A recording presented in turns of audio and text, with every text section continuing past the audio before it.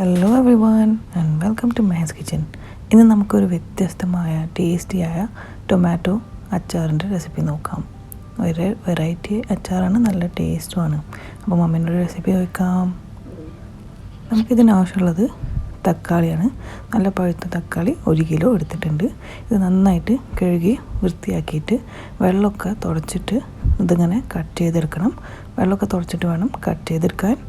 ഇനി നമുക്ക് ആദ്യം തക്കാളി കുക്ക് ചെയ്യാം. അതിനായിട്ട് ഒരു പാത്രത്തിലേക്ക് തക്കാളി മാറ്റാം.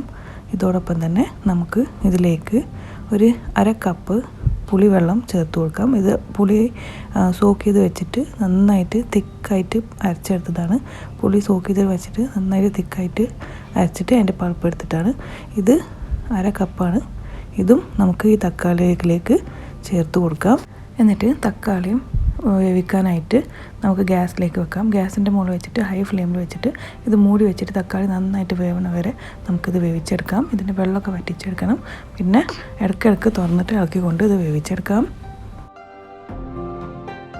നമുക്ക് ചെയ്യേണ്ടത് 1 ടേബിൾ സ്പൂൺ കടുകും 1 ടേബിൾ സ്പൂൺ ഉലുവ എടുത്തിട്ട് അത് ചെറുതായിട്ടൊന്ന് വറുത്തെടുക്കാം. എന്നിട്ട് ഇത് പൊടിച്ചെടുക്കണം. അപ്പോൾ ഇത് രണ്ടും വേറെ വേറെ ആയിട്ട് നമുക്ക് വറുത്തിട്ട് പൊടിച്ചെടുക്കാം. അപ്പോൾ ഒരു പാൻ ചൂടാക്കിയിട്ട് ആദ്യം ഉലുവ ഇട്ടിട്ട് 2 മിനിറ്റോളം ഇത് നന്നായിട്ട് ഇളക്കിക്കൊണ്ട് മീഡിയം ടു ലോ ഫ്ലെയിമിൽ വെച്ചിട്ട് നമുക്ക് വറുത്തെടുക്കാം. ഇളക്കിക്കൊണ്ട് തന്നെ ഇത് ശരിയാക്കിയെടുക്കണം. ഒരു ഗോൾഡൻ കളർ ആവണ വരെ നന്നായിട്ട് ചൂടായിട്ട് ഒരു ഗോൾഡൻ കളർ ആവണ വരെ ഇത് വറുത്തെടുക്കാം. ഇതുപോലെ കളർ ഇങ്ങനെ മാറാൻ തുടങ്ങിയിട്ടുണ്ട്. നന്നായിട്ട് ഇളക്കിക്കൊണ്ട് ഇത് നന്നായിട്ട് വറുത്തെടുക്കാം. 2 മിനിറ്റിന് ശേഷം ഉലുവൻ്റെ കളർ മാറിയിട്ടുണ്ട്. ഉലുവ കളർ മാറിയിട്ടുണ്ട്, ഗോൾഡൻ ആയിട്ടുണ്ട്.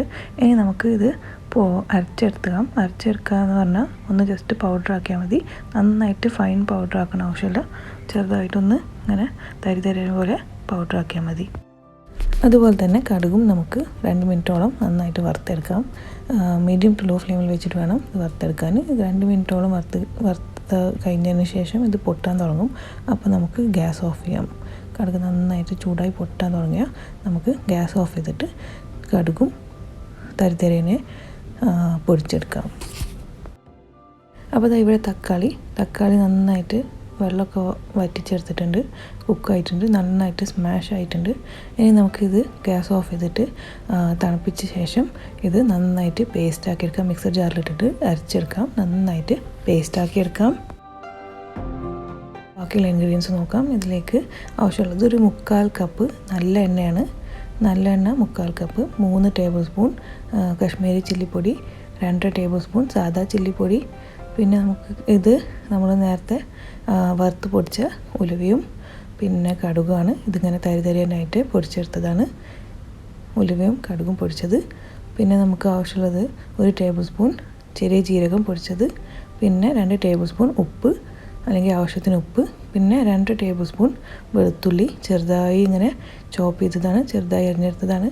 പിന്നെ ഒരു 8-10 പച്ചമുളക് ഇങ്ങനെ വലിയ വലിയ കഷ്ണങ്ങളായിട്ട് കട്ട് ചെയ്തെടുത്തിട്ടുണ്ട്. പിന്നെ ഒരു 1/4 ടീസ്പൂൺ കായംപൊടി, 1/2 ടീസ്പൂൺ മഞ്ഞൾപ്പൊടി. ഇതൊക്കെയാണ് നമുക്ക് ആവശ്യമുള്ള ഇൻഗ്രീഡിയൻസ്. പിന്നെ ഉപ്പ് നിങ്ങളുടെ ഇഷ്ടത്തിനനുസരിച്ച് കൂട്ടുകയോ കുറക്കുകയോ ചെയ്യാം. ഇനി നമ്മൾ ചെയ്യേണ്ടത് ഒരു വലിയ പാത്രത്തിൽ എടുത്തിട്ട് ഇതിലേക്ക് ഡ്രൈ ഇൻഗ്രീഡിയൻസ് എല്ലാം പൊടികളെല്ലാം നമുക്ക് ചേർത്ത് കൊടുക്കാം. ഇത് വേഗം എളുപ്പത്തിൽ ഇടാൻ വേണ്ടിയിട്ടാണ്. എന്നിട്ട് നമ്മൾ ഏത് പാത്രത്തിലാണ് അച്ചാർ ഉണ്ടാക്കാൻ നോക്കണം അതിലേക്ക് ഒരു എണ്ണ ഒഴിച്ച് കൊടുക്കാം. 1/4 കപ്പ് മീഡിയം ഫ്ലെയിമിൽ വെച്ചിട്ട് ചൂടാക്കിയെടുക്കാം. എന്നിട്ടൊന്ന് ചെറുതായി ചൂടായി വരുമ്പോൾ ഇതിലേക്ക് വെളുത്തുള്ളി ചേർത്ത് കൊടുക്കാം. പിന്നെ പച്ചമുളകും ചേർത്ത് കൊടുക്കാം. എന്നിട്ട് ഇത് 1-2 മിനിറ്റോളം നന്നായിട്ട് ഇത് വഴറ്റിയെടുക്കാം. ഒന്ന് സോഫ്റ്റ് ആക്കിയെടുക്കാം. കളറൊന്നും മാറണ ആവശ്യമില്ല, നല്ലൊരു മണം വരും. അതുവരെ ഇത് നന്നായിട്ട് വഴറ്റിയെടുക്കാം. അപ്പോൾ 2 മിനിറ്റോളം വെളുത്തുള്ളിയും പച്ചമുളകും നന്നായിട്ട് വഴറ്റിയെടുത്തിട്ടുണ്ട്. ഇളക്കിക്കൊണ്ട് നന്നായിട്ട് വഴറ്റിയെടുത്തിട്ടുണ്ട്. ഇനി നമുക്കിതിലേക്ക് പൊടികളെല്ലാം ചേർത്ത് കൊടുക്കാം. നമ്മൾ മിക്സ് ചെയ്ത് വെച്ചിട്ടുണ്ടായിരുന്നു. ആ പൊടികളെല്ലാം ഇതിലേക്ക് ചേർത്ത് കൊടുക്കാം.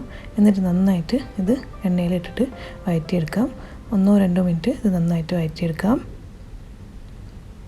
അപ്പോൾ 1 മിനിറ്റ് നന്നായിട്ട് പൊടികളെല്ലാം വഴറ്റിയെടുത്തിട്ടുണ്ട്. കരിയാതിരിക്കാൻ പ്രത്യേകം ശ്രദ്ധിക്കണം. എന്നിട്ട് നമുക്കിതിലേക്ക് നമ്മൾ തക്കാളി അരച്ച് വെച്ചിട്ടുണ്ടായിരുന്നു. ആ തക്കാളി നമുക്ക് പേസ്റ്റ് ആക്കിയത് ഇതിലേക്ക് ചേർത്ത് കൊടുക്കാം. എന്നിട്ട് നന്നായിട്ടിത് മിക്സ് ആക്കിയെടുക്കാം. നന്നായിട്ട് മിക്സ് ആവണ വരെ ഇളക്കി കൊടുത്തിട്ട് മിക്സ് ആക്കിയെടുക്കാം. ഇനി ഗ്യാസിൻ്റെ തീ ലോ ആക്കിയിട്ട് നമുക്കിത് വഴറ്റിക്കൊണ്ട് ശരിയാക്കിയെടുക്കാം. നന്നായിട്ടിത് വഴറ്റിയെടുക്കാം. എണ്ണയൊക്കെ പുറത്ത് തെളിയുന്ന വരെ നന്നായിട്ട് ഇങ്ങനെ ഇളക്കിക്കൊണ്ട് വഴറ്റിയെടുക്കാം. ഇടയ്ക്കിടയ്ക്ക് ഇളക്കി കൊടുത്ത് വഴറ്റിയിട്ട് ശരിയാക്കിയെടുക്കാം. എണ്ണയൊക്കെ പുറത്ത് തെളിയുന്ന വരെ ശരിയാക്കിയെടുക്കാം. അപ്പോൾ ഇതാ എല്ലാതും നന്നായിട്ട് മിക്സ് ആക്കിയതിന് ശേഷം കുറച്ച് പുളി കുറവ് തോന്നി. അപ്പോൾ ഒരു 2 ടേബിൾ സ്പൂൺ വിനെഗർ ഒഴിച്ച് കൊടുക്കുന്നുണ്ട്. പുളി നിങ്ങൾക്ക് ഇഷ്ടത്തിനനുസരിച്ച് കൂട്ടോ കുറക്കോ ചെയ്യാം. ഉപ്പൊക്കെ പാകാക്കാം. എന്നിട്ട് നന്നായിട്ട് ഇത് വീണ്ടും മിക്സ് ചെയ്തിട്ട് ലോ തീയിൽ വെച്ചിട്ട് നമുക്ക് നന്നായിട്ടിത് വഴറ്റിയെടുക്കാം. അങ്ങനെ അതാ നമ്മൾ അടിപൊളി തക്കാളി അച്ചാർ റെഡിയാണ്. നന്നായിട്ട് എണ്ണയൊക്കെ പുറത്ത് തെളിഞ്ഞ് വന്നിട്ടുണ്ട്. ഒരു 20 മിനിറ്റ് ഞങ്ങൾ ലോ ഫ്ലെയിമിൽ വെച്ചിട്ട് ഇത് നന്നായിട്ട് വഴറ്റിയെടുത്തിട്ടുണ്ട്. ഇളക്കിക്കൊണ്ട് ശരിയാക്കി എടുത്തിട്ടുണ്ട്. നന്നായിട്ട് കളറും നോക്കാണ്ട് ചേഞ്ച് ആയിട്ടുണ്ട്. നന്നായിട്ട് എണ്ണയൊക്കെ പുറത്ത് തെളിഞ്ഞ് വന്നിട്ടുണ്ട്. ഇനി നമുക്ക് വേറെ ഒന്നും ചെയ്യാനില്ല. ഗ്യാസ് ഓഫ് ചെയ്യാം. എന്നിട്ട് തണുപ്പിച്ചെടുക്കാം. തണുപ്പിച്ചെടുത്തതിന് ശേഷം ഒരു ബോട്ടിലിലേക്കൊക്കെ മാറ്റിയിട്ട് നമുക്കിത് യൂസ് ചെയ്യാം. ഇത് കുറേ ടൈം ബോട്ടിൽ തന്നെ വെച്ചിട്ട് സ്റ്റോർ ചെയ്ത് കഴിക്കാൻ പറ്റിയ ഒരു അച്ചാർ. നല്ലൊരു വെറൈറ്റി അച്ചാർ, നല്ല ടേസ്റ്റുമാണ്. ചോറിനും ചപ്പാത്തിക്കൊക്കെ പറ്റിയ ഒരു അച്ചാറാണ്. അപ്പോൾ എന്തായാലും ട്രൈ ചെയ്യാം. എന്നിട്ട് ഞങ്ങളെ അറിയിക്കുക എങ്ങനെ ഉണ്ടായിരുന്നു. റെസിപ്പി ഇഷ്ടമായ വീഡിയോ ലൈക്ക് ചെയ്യാനും ഷെയർ ചെയ്യാനും മറക്കരുത്. ചാനൽ ഇതുവരെ പ്ലീസ് സബ്സ്ക്രൈബ് ചെയ്തില്ലെങ്കിൽ സബ്സ്ക്രൈബ് ചെയ്യണം.